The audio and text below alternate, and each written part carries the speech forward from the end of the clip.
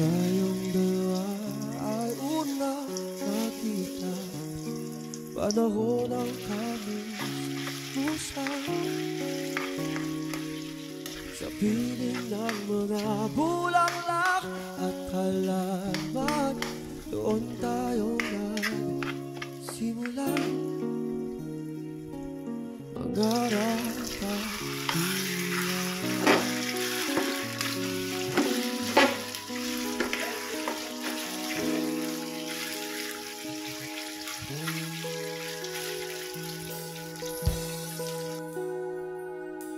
natatandaan mo pa ba